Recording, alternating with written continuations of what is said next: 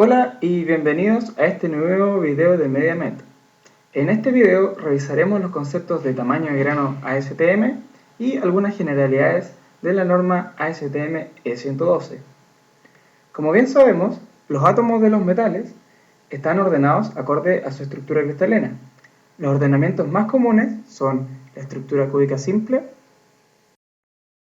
la estructura centrada en el cuerpo o DCC, y la estructura centrada en las caras o FCC. Más información sobre estas celdas cúbicas se podrán encontrar en los videos de celdas unitarias que les dejo el link en esta parte. Este ordenamiento que hemos visto corresponde a una visión nanométrica del ordenamiento de los metales, mientras que en aplicaciones metalúrgicas como la microscopía óptica se observarán fases de los metales como la ferrita y la perlita en los aceros a escalas micrométricas. Acá tenemos, por ejemplo, el microscopio óptico clásico utilizado en metalografía y como les comentaba, las celdas se encuentran en escala nanométrica, es decir, 10 a la menos 9, mientras que el microscopio trabaja en escala micrométrica, es decir, 10 a la menos 6. Por lo tanto, es una escala 1000 veces mayor a la nanométrica. ¿Ya? Por lo tanto, los granos que nosotros observaremos en el microscopio corresponderán a un grupo de celdas unitarias. El tamaño de los granos es muy importante de conocer debido a que tiene gran incidencia sobre las propiedades mecánicas de los materiales. Por lo tanto, la ASTM, o American Society Testing Materials, determinó establecer una norma, la ASTM E112, como ya les mencionaba anteriormente, para el cálculo del tamaño de grano, dado que puede afectar las propiedades mecánicas como lo vemos acá en esta curva, perdón, en este diagrama, esfuerzo de deformación, donde para un mismo material con condiciones A, B y C de tamaño de grano, puede tener un comportamiento distinto. Puede tener gran resistencia mecánica y poca tenacidad, o leve resistencia mecánica y gran tenacidad, o elongación. ¿Ya? Por lo tanto, veremos cómo se calcula. ASTM entrega esta tabla donde define los tamaños de grano ASTM 1, 2, 3 y así en adelante en base a la cantidad de granos que existan por milímetro cuadrado. En particular, si nos vamos al primer caso, es decir, al ASTM1, corresponderá a un ordenamiento que tenga 16 granos en milímetro cuadrado, que es lo que yo busco representar en este cuadrado de 1 milímetro por 1 milímetro, con 16 cuadrados, es decir, que tengo 16 granos en 1 milímetro cuadrado, exactamente lo que busca representar el tamaño de grano ASTM1. Bueno, entonces, ¿qué quiere decir esto? Nos puede permitir conocer el tamaño de diámetro aproximado para cada grano, dado que, como podemos ver, si tenemos un ordenamiento con 16 granos por milímetro cuadrado, tendremos 4 granos en una arista. Como la arista mide 1 milímetro, está dividida en 4 granos, al hacer esta división, nos quedará que cada grano tendrá un tamaño promedio de 0,25 milímetros, pero como la unidad más trabajada acá son los micrones, el 0,25 milímetros, al multiplicarlo por 1000, nos quedará en 250 micrones, que es exactamente la unidad representada aquí en esta tabla. Otro aspecto interesante a conocer es que a medida que aumenta el tamaño de grano ASTM, es decir, 2, 3, 4, 5, 6, la cantidad de granos dentro de este milímetro cuadrado aumenta en potencias de 2, es decir, de 16 pasa a 32, de 32 a 64 y así sucesivamente.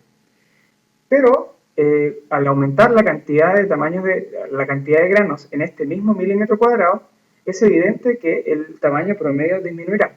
Un ejemplo de esto es el siguiente.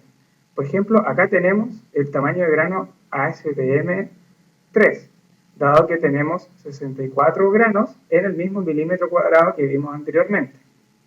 ¿Ya? Entonces, si repetimos el procedimiento de cálculo, ahora tendremos de los 64, tendremos 8 celdas, tendremos 8 granos en esta arista. Recordemos que 8 es la raíz cuadrada de 64, por lo tanto la cantidad de granos en la arista siempre va a ser la raíz cuadrada de la cantidad de granos total. Entonces, si repetimos el procedimiento, tenemos 1 milímetro cuadrado, perdón, 1 milímetro dividido en los 8 granos, eso nos dará un total de 0,125 milímetros o equivalente a 125 micrones, como está aquí en la tabla. Entonces, una forma, por ejemplo, distinta de ver el problema es cuál será el tamaño de grano promedio para una ASTM8. ¿Ya? Entonces, primero debemos recordar que para el ASTM1 teníamos ¿cuántos granos? Teníamos 16. Entonces, para el 2 vamos a tener 32 y así sucesivamente hasta el 8, que equivaldrá a 2048. Por lo tanto, si tenemos 2048 granos, y recordando que la cantidad, una arista que mide 1 milímetro tendrá la raíz cuadrada de los granos en esa arista. Por lo tanto, los granos por arista, granos en arista, será la raíz cuadrada de 2048, equivalente a 45,25. Por lo tanto, para sacar el tamaño de grano promedio,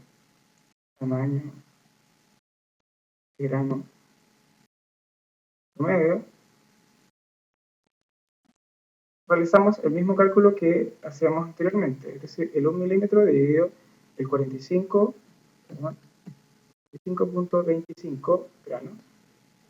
Eso nos da un valor aproximado de 0,022 milímetros o equivalente a 22 micrones. Perdón.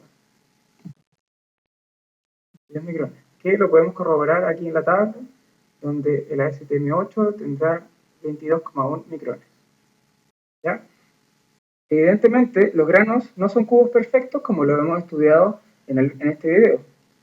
La realidad un poco más se parece a lo que representa esta imagen. Por lo tanto, la estimación del tamaño de grano no siempre es tan fácil. Por lo tanto, ASTM E112 posee una serie de métodos por los cuales se puede estimar el tamaño de grano ASTM.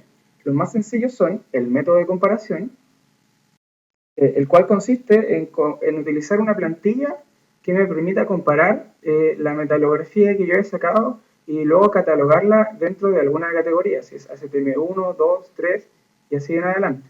Como podemos ver, a medida que aumenta el tamaño de grano ASTM, disminuye el tamaño promedio de cada grano. Mientras que otro método bastante conocido es el método de los interceptos, por el cual se trazan múltiples líneas y se cuenta la cantidad de granos interceptados. Luego, al dividir la longitud del intercepto total por la cantidad de granos interceptados, se puede obtener un tamaño de grano promedio y así categorizándolo dentro de un valor ASTM. Próximamente se subirá un video con un ejemplo del método de los interceptos. Además, existen otras técnicas avanzadas que requieren el uso de software de análisis de fotografía, dado que pueden existir granos de diferentes fases que debemos diferenciar a la hora del cálculo. Esto es todo por ahora. Pronto subiremos más videos complementando estos conceptos. Si les gustó el video, ojalá puedan ponerle me gusta, con lo que nos ayudarían bastante. Asimismo, si desean compartirlo con sus compañeros y o colegas. Recuerden visitar nuestro sitio web www.mediamed.cl. Se despide Sebastián Muñoz. Muchas gracias.